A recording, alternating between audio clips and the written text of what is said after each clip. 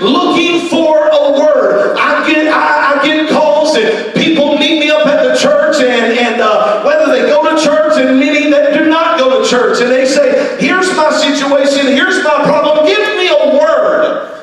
And I ask them, I said, where do you attend church? Well, I know. Well, the word is this: get your hide in church. That's the word for you this morning. They don't like that 9 times out of 10, but that's the truth. I ask people this. I say, how's your prayer life? How's your giving? How's your devotional time with God? Well, it's lacking, it's not good, and I don't have it. Well, that's why your life is falling apart. And every time you come to a place where the word is being thrown out, I want you to hear me and understand, there is potential for a miracle for your life. It says in verse 8, one little seed had the potential to multiply itself. Some 3,000, 6,000, and even 10,000%. And so if the ratio is significant, then 75% of the world is not listening to the voice of God. In all 4 cases, the seed is the same. The sower is the same. What's different is not the message or the messenger. What's different is the listener. What's different is the listener. You've got to deal with your dirt. There's nothing but bird feeders. In a way of this, you come to church because that's what you feel you're supposed to do. But you never allow the word to get inside of you. Now hear me. You never allow the word to get inside. And so when the word is preached, for some reason in your life has become so hard.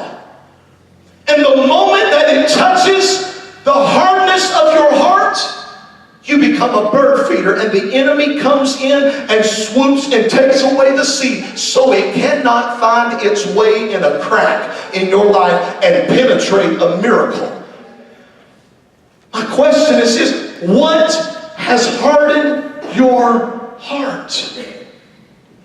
For some reason, something has happened to you. For some reason, there's been an incident in your life. Did somebody fail you? Did something in life happen to you? Did somebody mistreat you in some way? What happened, church, to harden your heart? Listen, I'm not here, saints, to give you feel-good sermon. That's right.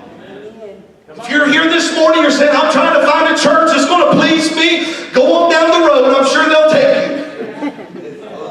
If you're looking for a church that's looking for a fluffy sermon and somebody that's just going to give you what you want to hear, and you can go out and live any different way, any way that you want to, listen, that is not the place. I'm not here to tickle your ears. I'm not here to give you what you want to hear. I'm here to give you the Word of God. The seed of God in your life. Think about this. You've got too many shallow-rooted Christians in the churches today. Your rocks are going to tell on you, saints of God. God will test your soil. God is fed up with people that has a dance, but they have no discipline in their life. They have a shout, but there's no sanctification in their life. They have a praise, but there's no power in their life. They have a seed, but there's no sacrifice in their life. God says, I know that you shouted. I know that you danced. Even you gave more money. But did you really get the word today? Did it really sink in? Did it really take root? It's time to start walking in what you've been taught. The church has too many stony Christians that can't do anything with them because the first sign of trouble in their life, they pack up and peel out. And they got no roots. Grow roots. You've got people today, they walk out on their marriage and not affected by it because they're shallow. And they have no roots.